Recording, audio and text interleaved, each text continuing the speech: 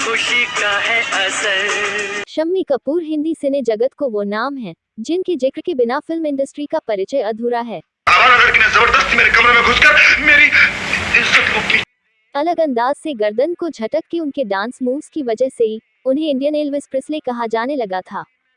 पृथ्वीराज कपूर के बेटे और राज कपूर के भाई शम्मी कपूर से अलग उन्होंने फिल्म इंडस्ट्री में अपनी अलग पहचान बनाई। करूं मैं क्या सुकू सुकू। शम्मी कपूर की एक्टिंग स्टाइल इतनी यूनिक थी कि उसके लिए मोहम्मद रफ़ी को अपनी सिंगिंग टेक्निक तक बदलनी पड़ी। करियर की शुरुआत में एक के बाद एक कई फ्लॉप फिल्मों से शम्मी कपूर का सामना हुआ, लेकिन हिम्मत नहीं हारे और आखिरकार नासिर हुसैन का साथ मिला और उनके खाते में भी एक हिट फिल्म ने दस्तक दी। जवानी आई मस्त मस्त बिन पिए। उनके दो किस्से मशहूर है। पहला तो यह है कि राज कपूर को पृथ्वी थिएटर के नाटक शकुंतला में भरत की भूमिका मिली थी, जिसके रिहर्सल के लिए स्कूल से छुट्टी नहीं मिली। लिहाजा अपनी प्रिंसिपल से लड़कर राज कपूर ने स्कूल छोड़ दिया। राज और शम्मी एक ही स्कूल में पढ़ा करते थे। ऐसे में राज के साथ शम्मी को भी स्कूल छोड़ना पड़ा। ये अदा कौन न अब होगा फिदा। दूसरा किस्सा यह है कि पृथ्वी थिएटर में जब भी किसी चाइल्ड एक्टर की जरूरत होती तो पिता पृथ्वीराज कपूर उन्हें साथ ले जाते, लेकिन जब शम्मी सुबह स्कूल पहुंचते तो उनकी आंखें लाल होती और वो क्लास में ही झपकी लेते नजर आते। टीचर ने शम्मी से कहा, कल पापा को लेकर स्कूल आओ। पापा बिजी रहते थे तो शम्मी के बड़े भाई राज कपूर स्कूल पहुंचे। टीचर से मिलने गए तो टीचर ने एक्टिंग और थिएटर को बुरा भला कहना शुरू कर दिया।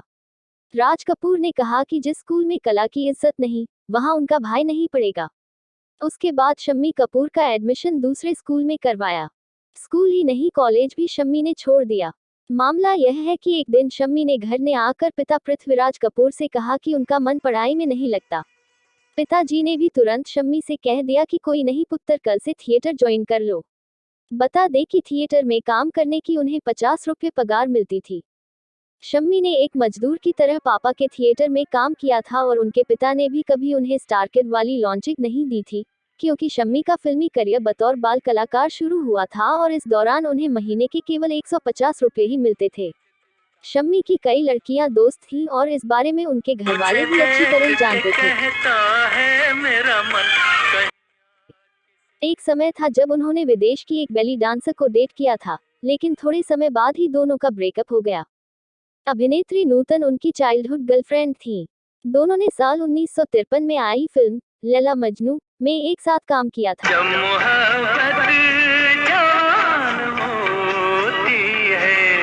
शम्मी 6 और नूतन 3 साल की थी तब से ये दोनों दोस्त थे। शम्मी को हिंदी गानों के मुकाबले पहाड़ी गाने ज्यादा पसंद थे, इसलिए वह खाली समय में पहाड़ी गाने गुनगुनाया करते थे। फिल्म राजकुमार की शूटिंग के दौरान हाथी ने उनका पैर तोड़ दिया था। दरअसल वह हाथी के ऊपर बैठकर शूट कर रहे थे। ऐसे में अचानक ऐसा हादसा हुआ और उनको चोट पहुंची। इस बारे में शम्मी ने अपने एक इंटरव्यू में बताया कि वो हाथी की गर्दन पर पैर रखकर खड़े शूटिंग कर रहे थे। ठीक उसी समय हाथी ने अपनी गर्दन घुमाना उठाना शुरू कर दिया।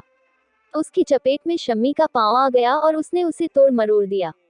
देखने वाले बताते हैं कि शम्मी के पैर से तड़ तड़ की आवाज आ रही थी। इसके बाद शम्मी को कई महीनों तक फिल्मों और शूटिंग से दूर रहना पड़ा। शहर बड़ा अलबेला, हर तरफ हसीनों का मेला। शम्मी कपूर ने अपने सिने करियर की शुरुआत कर तो ली थी, लेकिन उनकी फिल्में चल नहीं रही थी। उनके हिस्से में लगातार 25 फ्लॉप फिल्मों का रिकॉर्ड है। साल 1956 में फिल्म रंगीन रातें की शूटिंग के दौरान वो गीता बाली से मिले। गीता उस फिल्म में कैमियो कर रही थी। गीता उस समय में शम्मी से बड़ी स्टार थी।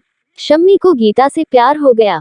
4 महीने तक दोनों रिलेशनशिप में रहे, लेकिन शम्मी जैसे ही शादी की बात छेड़ते, गीता मना कर देती।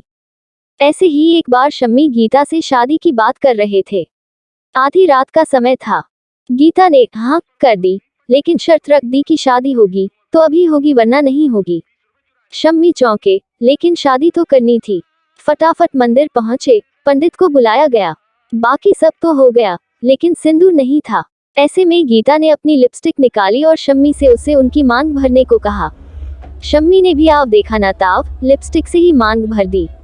गीता से शादी के बाद शम्मी ने कहा था, पहले तो मैं सिर्फ पृथ्वीराज कपूर का बेटा और राज कपूर का भाई था, लेकिन अब तो मैं गीता बाली का पति भी हूँ।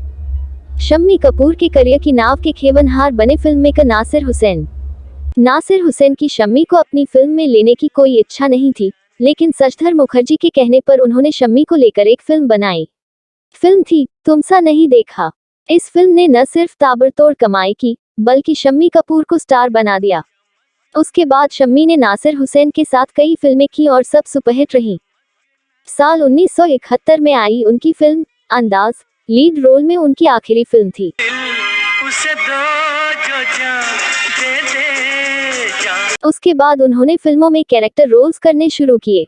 आखिरी बार वो अपने पोते रणबीर कपूर की फिल्म रॉकस्टार में शहनाई वादक के किरदार में नजर आए थे।